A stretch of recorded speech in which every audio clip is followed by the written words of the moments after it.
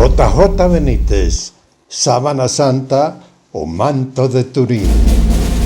Bueno, yo recuerdo que esa investigación la hice en el año 78. Yo trabajaba entonces para un periódico del norte de España y fui a ver a los científicos. Eran un grupo de escépticos, no eran creyentes de ninguna religión, y me sorprendió porque había más de 200 experimentos que demostraban que la imagen que aparece en el lienzo de Turín, la Sábana Santa de Turín, es una imagen imposible para la época, porque es un negativo fotográfico, es una imagen tridimensional, reúne todas las huellas de lo que pudo ser la pasión y muerte de Jesús de Nazaret. Y a mí aquello me fascinó, me pareció interesantísimo, y escribí un libro que se titula El Enviado. Misterios del Santo Sudario. Libro El Enviado. Autor JJ Benítez. Escrito en 1979. Si el concepto extraterrestre define a alguien o a algo como fuera de la Tierra, Jesús es uno de los pocos extraterrestres del que tenemos constancia histórica.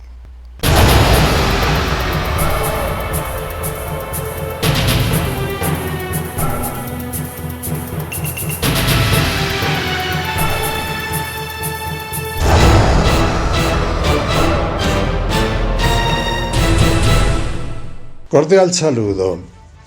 Bienvenidos a este segundo episodio dedicado a las imágenes misteriosas. Hoy hablaremos de lo que es la Sábana Santa, el manto sagrado. En la introducción escuchamos unas palabras que fueron escritas por JJ Benítez en su libro dedicado a la Sábana Santa o el manto sagrado. En esas palabras él dice que Jesús es el primer extraterrestre más conocido en toda la historia de la Tierra. Como se trata de presentar opiniones respetando mucho las creencias de las personas, quiero aclarar un poquitico ese tema. Dentro del mundo de lo ufológico, dentro del mundo del misterio, se dice que la unión de un ser del cielo con un humano, ya sea mujer o sea hombre, la unión, el producto de esa unión recibe el nombre de híbrido. Y en este caso, pues, respetando las cosas, se asemeja o se ubica mucho alrededor de ese tema de los híbridos. Hay otra cosa que hay que tener en cuenta. Hay un libro que se llama El Libro de Urantia. Es un libro gruesísimo, está en internet. Y hay un capítulo en ese libro de Urantia que se llama La Resurrección. Y en la Resurrección cuentan más o menos la historia de la Biblia, pero hay algo especial. Dicen que Jesús no resucitó físicamente, resucitó en estado moroncial, que es algo así como el espíritu y una parte de materia que no es materia, que está en moroncia. Él se levantó y salió. El cuerpo quedó ahí en la tumba, el cuerpo material. Y entonces Gabriel, que es el supremo de la corte celestial, pidió permiso y se fue con una corte de ángeles a la tumba de Jesús. Y para evitar que el cuerpo del Señor Jesús sufriera la descomposición normal o la degradación normal de los cuerpos humanos, dentro de la tumba, los ángeles reunidos y otros especialistas aceleraron el tiempo. Lo que debía durar varios meses o años ellos lo aceleraron y se transformó en una fracción de segundo. La física dice que cuando la luz o el tiempo se acelera demasiado rápido, posiblemente es apenas una hipótesis, cuando esto se acelera mucho, se produce un relámpago de luz. Aclarado esto, es muy importante que lo tengan en cuenta porque científicos y otros personajes hablaron de que la sábana se impregnó con la imagen por una radiación producida desde el cuerpo que salió. Van a ponerle cuidado a todo esto. Comencemos con la historia.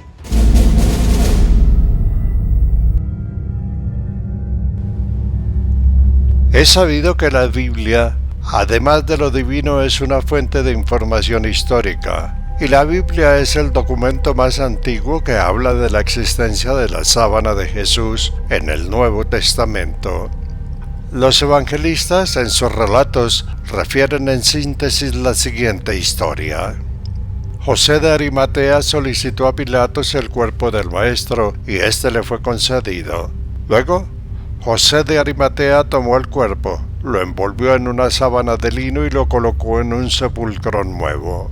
El sábado de Pascua todos descansaban conforme a la ley, pero el lunes María Magdalena salió de madrugada, cuando todavía estaba oscuro, y al llegar al sepulcro vio la piedra quitada de la entrada.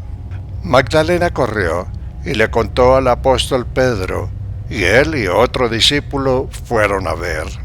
Al llegar a la entrada vieron las vendas en el suelo y el sudario no estaba junto con las vendas, sino que estaba plegado o doblado en un lugar aparte. Otros documentos muy antiguos relatan que un tal Tadei, probablemente Judas Tadeo, uno de los apóstoles, llegó a Edesa, una ciudad de la actual Turquía, y llegó portando un lienzo donde supuestamente estaba impresa la imagen de Jesús. La vista de aquella imagen curó de la lepra al rey de Edesa, y esto hizo que se convirtiera al cristianismo. El rey de Edesa tuvo un hijo que se llamó Manú IV, y cuando el rey murió, Manú volvió al paganismo y abolió todo lo que tenía que ver con el cristianismo. Los seguidores, los que creían en la imagen sagrada de la sábana santa, la escondieron en la pared de una muralla, y allí duró escondida muchísimos años. Al cabo de los siglos, según parece, hubo inundaciones, y entonces se debió reparar la muralla, y al momento descubrieron la sábana santa. Eso fue hacia el año de 1525, y en esa época se reinicia la historia. El Evangelio no dejó una descripción física de Jesús, y en los 4 primeros siglos de la era cristiana se le representó joven, sin barba y con cabello corto. Desde el momento en que apareció la sábana en Edesa, en el año 544, comenzó a influir poderosamente en el arte cristiano, y se hizo universal el modo de pintar a Jesús. Los artistas estaban convencidos de que la sábana era auténtica y que lo impreso en ella revelaba el verdadero rostro de Jesús. En el año 944, el emperador Constantino llegó a Edesa y exigió la entrega de la sábana que fue enviada a Constantinopla, donde permaneció durante 3 siglos. En 1204, los cruzados de Europa saquearon Constantinopla y la sábana desapareció. Desapareció posiblemente en manos de los caballeros templarios, quienes la llevaron a Francia. Los caballeros templarios fueron disueltos por el rey Felipe IV de Francia, llamado Felipe el Hermoso, y sus miembros principales fueron asesinados en 1314. Entre los templarios asesinados estaba Godofredo de Charny. 40 años después de la muerte de los principales templarios, la sábana se exhibió públicamente en Francia. Era propiedad de la viuda de Godofredo de Charny. Luego, la nieta de Juana, Margarita de Charny, antes de morir sin descendencia, regaló la sábana a los duques de Saboya. Los duques la llevaron a Chambéry, la capital del ducado, y allí, el 4 de diciembre de 1532, en un incendio, bolas de plata derretidas de la caja que contenía la sábana cayeron sobre la tela que estaba doblada en 48 pliegues y le causaron estas quemaduras simétricas. Las áreas donde se deshizo el tejido por el fuego fueron remendadas con tela de la época, tela que se ve más nueva y está incrustada en la tela de lino de la sábana. Estos rombos fueron producidos por el agua que se usó para apagar el incendio. Ni el fuego ni el agua afectaron la imagen. Cuando la familia de los Saboya amplió sus dominios, se trasladó a Turín, en el norte de Italia. Entonces la sábana también fue llevada allí y los Saboya le construyeron una capilla. En esta caja de plata colocada dentro de una urna de cristal se encuentra desde hace 4 siglos la sábana santa, también llamada la sábana de Turín. En 1983, la familia real de los Saboya decidió entregar la sábana a la iglesia y el Papa Juan Pablo II fue a Turín para conocerla y anunciar su deseo de que continuara allí, porque allí ya había estado 4 siglos. Sábana Santa, manto de Turín.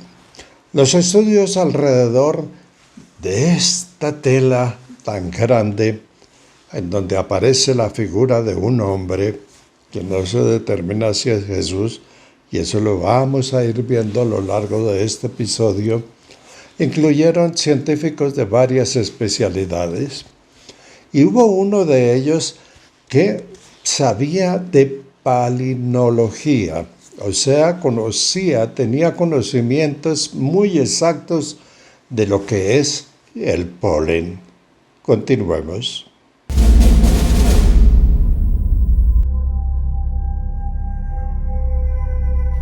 En 1973, un grupo de científicos europeos realizó investigaciones, y uno de los investigadores notó sobre la sábana la presencia de polen. Entonces tomó muestras de ese polen y catalogó pacientemente cada granito. Así se identificaron 59 pólenes diferentes, y de ellos 33 pertenecían a plantas que solamente crecían en Palestina, Siria y Turquía. El resto eran exclusivas de Europa. Basándose en este estudio, se afirma que la sábana puede ser del siglo I y que con toda seguridad estuvo en Palestina, Siria y Turquía durante varios siglos de su historia.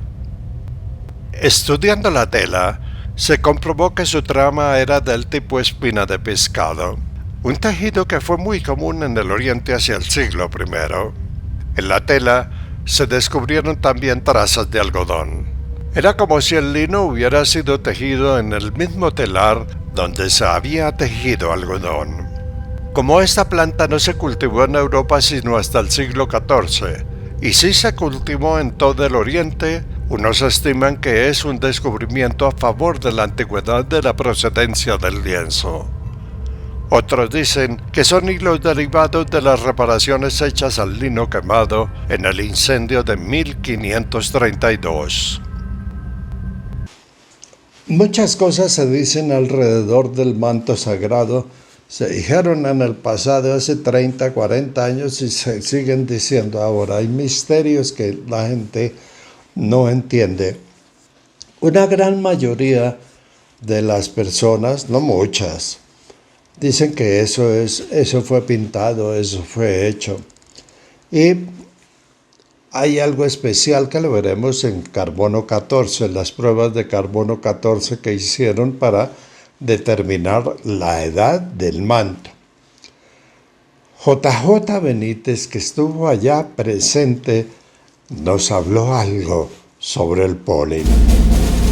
Para mí hubo una prueba científica importantísima del año 78, cuando este equipo de científicos analizó la sábana, es la presencia de polen, el polen de plantas que estaban desaparecidas ya hacía muchísimos siglos y que habían sido plantas de esa zona de Jerusalén, donde Jesús de Nazaret fue crucificado. ¿Qué falsificador podría buscar polen de plantas desaparecidas hacía muchos siglos, para colocarlas en el lienzo? No tiene sentido. En consecuencia, es una de las razones que me inclinan a pensar que la imagen de la sábana santa es auténtica, siglo I. Esa es la opinión de JJ Benítez. Vamos con otra parte de esta historia. La imagen que está plasmada allá en ese lienzo es muy rara, ¿no? Porque uno coge una telita, la pinta y normalmente pasa al otro lado. Los científicos encontraron que sí, que si hubieran pintado, pues debía haber pasado acá en la tela, mucho más en el lino. Pero encontraron que en la sábana santa está plasmado por aquí. Y aquí atrás no hay nada, no hay ni una molécula de pintura en el otro lado de la sábana. De esta imagen que está plasmada allí en la sábana santa, llama la atención algo que se descubrió, y es la tridimensionalidad de la imagen. El equipo incluía físicos, químicos, biólogos, médicos, fotógrafos, expertos en rayos X e ingenieros. Y así durante 2 años se prepararon, y ellos mismos pagaron los gastos de su viaje, transporte y toneladas de material científico hasta Europa, hasta Turín en el año de 1978. Antes de iniciar, los físicos del equipo introdujeron esta fotografía de la sábana santa en un muy sofisticado instrumento de la NASA, un analizador de imágenes utilizado en la investigación espacial. Los resultados de la imagen fueron una sorpresa. Cuando el escáner, donde se introdujo la fotografía, produjo una imagen, observaron que la imagen era tridimensional y de alta resolución.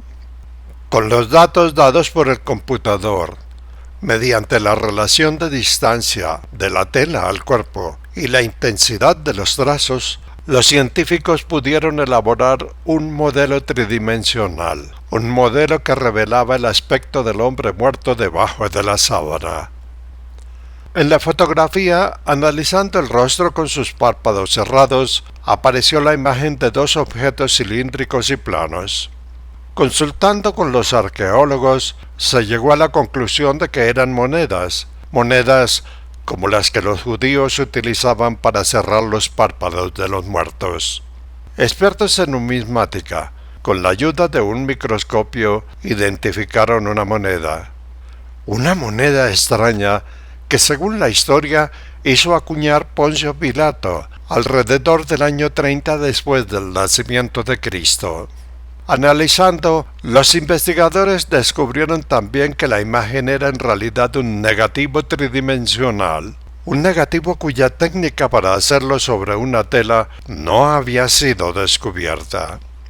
Esto es importante. Con la ayuda de otros análisis, los científicos concluyeron que la imagen en la tela es una chamuscadura producida por una luz intensísima que salió del cuerpo y que lo dejó impreso en la tela. La impresión fue tan perfecta que también marcó las partes del cuerpo que no estaban en contacto con ella. Esa costumbre de colocarle moneditas en los ojos a los finados, a los difuntos, es supremamente antigua. Y como se dijo en el informe anterior, es muy extraño, las imágenes no estaban, las moneditas no estaban en contacto con la tela de lino, no estaban en contacto, pero sin embargo quedaron marcadas. Cosa rara. Vamos a seguir ahora con, hay algo que es especial. En el mundo se dice que la NASA estudió directamente la sábana santa o el manto sagrado. No. La NASA no se comprometió a eso. Los científicos que fueron pagaron sus pasajes, pagaron alojamiento, manutención y llevaron cantidades de equipos. Hubo pruebas que sí se hicieron en equipos de la NASA, pero la NASA directamente como entidad no tuvo nada que ver con esto. Sigamos. Para los forenses y antropólogos, según lo revelado por la manta, el hombre murió por asfixia. Su abdomen, visiblemente hinchado, así lo revelaba. Y esta era la principal causa de la muerte para los crucificados. En la tela, la imagen del cuerpo es de color amarillo paja, igual a la quemadura que produce una plancha caliente que se deja demasiado tiempo sobre la tela de lino. Además de la silueta, hay manchas oscuras de sangre en diferentes sitios del cuerpo. En el cuero cabelludo y en la frente se observan numerosas heridas que sangraron abundantemente y que presumiblemente fueron producidas por objetos punzantes. En este sentido, el arte tradicional acostumbra pintar a Jesús con una corona de espinas, una diadema o guirnalda. Hoy, según el concepto de los médicos forenses y patólogos que observaron la sábana, se sabe que la corona de espinas tenía esta forma. En la espalda, diseminadas, se encuentran numerosas heridas que tienen la misma forma y están colocadas en dos direcciones opuestas y oblicuas. Esto indica que fueron dos hombres los que azotaron a la víctima de la sábana. La espalda revela también que uno era más alto que el otro y que el más alto lo golpeó con más fuerza. El estudio indica también que el hombre fue azotado en un pilar de flagelación. En el informe se dice muy claro que en las imágenes que vemos en las iglesias, la corona de Jesús es como una corona de laurel. En realidad lo que encontraron los científicos es diferente. Es como un gorrito. Ahí tienen ustedes la imagen, la están observando. Un gorrito de espinas. Qué cosa tan cruel, qué cosa tan absolutamente horrorosa. Y dentro de esa crueldad, de una corona de espinas largas en la cabeza, hay otras partes que son verdaderamente dantescas. Veamos cómo fue que clavaron al Señor de la imagen, al hombre de la imagen, lo clavaron en la cruz. Veamos. Normalmente hemos tenido una visión de la cruz siempre con los brazos extendidos, pero los descubrimientos de la sábana santa revelan otra cruz, una posición más elevada de los brazos. La costumbre romana de crucificar era amarrar a la víctima a un palo transversal de la cruz y elevarlo hasta unos ganchos colocados en el madero vertical. La muerte se producía por asfixia. Y al contrario, al hombre de la sábana se le aplicó un castigo mucho más cruel y doloroso. Lo pegaron a la cruz con 3 clavos, tal y como dice el Evangelio. Hoy, diferentes conceptos médicos dicen que si Jesús hubiera sido clavado por las palmas de las manos, como muestran las cruces de las iglesias, inevitablemente habría caído, porque la palma de la mano no puede sostener el peso de una persona. Los forenses encontraron que al hombre de la sábana lo clavaron por las muñecas. Según los estudios, el clavo que atraviesa este espacio corta y daña un nervio principal, y esto hace que los dedos pulgares se doblen intensamente hacia adentro, hacia la palma de las manos. En la sábana, ninguno de los pulgares es visible. En el manto, la huella de la planta de un pie es perfectamente visible en sangre. La huella del otro pie es menos clara, y lo es porque este fue retorcido y ambos pies fueron asegurados con un solo clavo.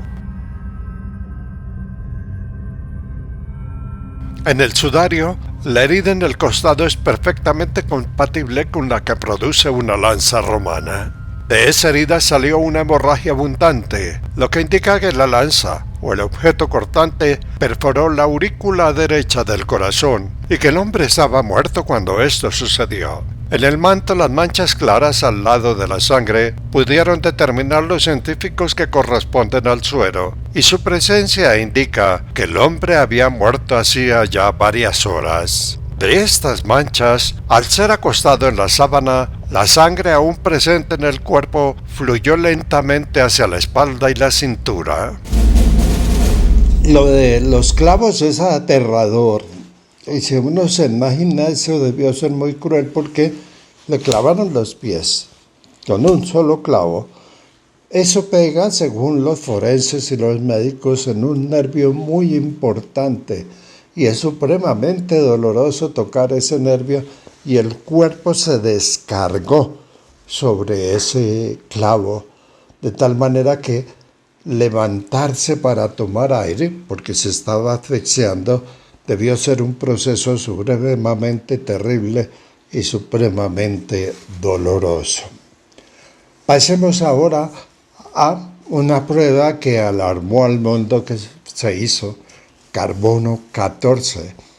Esa prueba para muchos no es fiable, es una aproximación, para otros es real, y en el caso de la sábana santa, esta es la historia del carbono 14.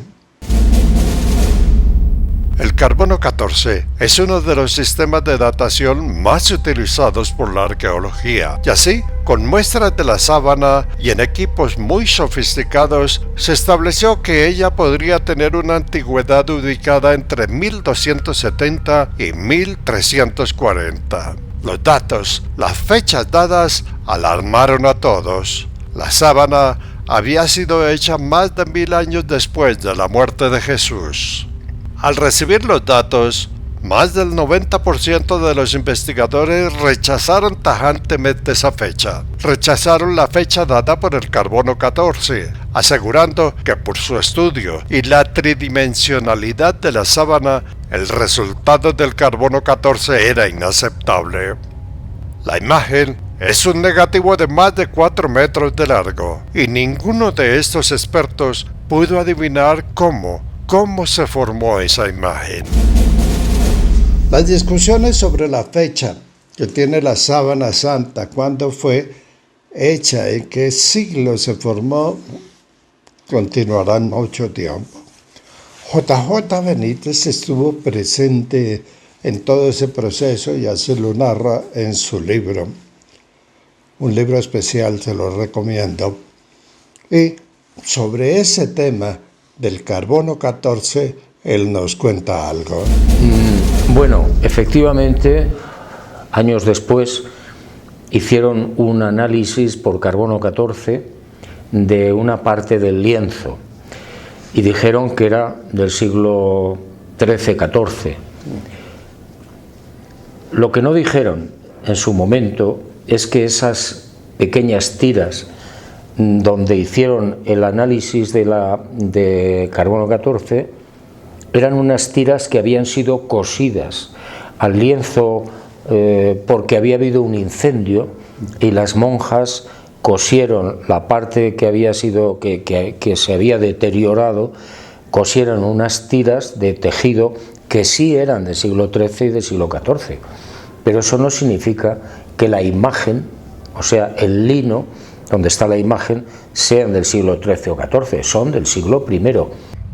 Juan José Benítez, autor del Caballo de Troya, él como periodista estuvo presente en el desarrollo de las pruebas hechas a la sábana santa o sudario de Turín, y sobre ello escribió el libro titulado El Enviado, que fue publicado en 1979. Y en la reseña bibliográfica de su libro dice así: un equipo de científicos vinculados a la NASA, no católicos, ha demostrado después de varios años de investigación que el individuo enterrado hace 2000 años en una cueva próxima a Jerusalén y que fue conocido con el nombre de Jesús de Nazaret emitió 36 horas después de muerto una misteriosa y desconocida radiación que chamuscó la sábana que lo cubría. Carbono 14. Las discusiones seguirán por mucho tiempo alrededor de un tema en lo que no se ponen de acuerdo. Los científicos que estuvieron allá dicen que el carbono 14 se equivocó. Otros dicen que no, que es una cifra exacta y que la sábana santa, la imagen que hay ahí, fue pintada, que no es original. Hay que recordar dos cosas importantes. Primero, que la impresión es por un lado del lino y por el otro no aparece nada. Lo segundo, lo de Urantia llama la atención, que les hablé al comienzo.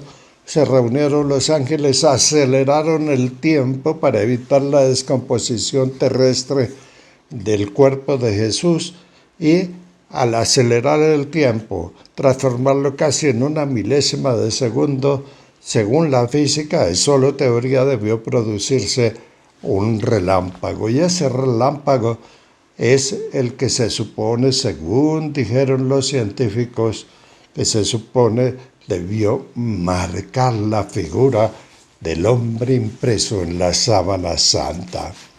Del rostro de este personaje, al comienzo era muy tosco, como lo vieron ustedes, pero la nueva tecnología nos muestra una imagen muy aproximada a lo que debió ser el rostro del hombre que está impreso en la sábana en 3 dimensiones.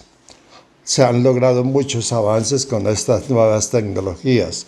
El cuerpo, lo que figura en la sábana, en el cuerpo que está ahí, también lo sacaron y ahí están viendo ustedes las imágenes de lo que se presenta actualmente para que el mundo conozca esta imagen. Aquí termina este segundo episodio dedicado a las imágenes misteriosas de historias secretas. En el próximo episodio, los ojos de la Virgen de Guadalupe. Imágenes misteriosas, tercera y última entrega. Virgen de Guadalupe. Para muchos, la gran mayoría, no hay dudas de que se trata de la imagen de la Virgen. Otros, en cambio, buscan explicación de alguien procedente de las estrellas. Sea como sea, esta imagen demuestra que muchas veces la realidad va mucho más allá de las premisas científicas o del razonamiento. Ese es un pequeño adelanto. Muy amables por su atención y continuamos con el siguiente especial de estas imágenes misteriosas. Gracias por su atención.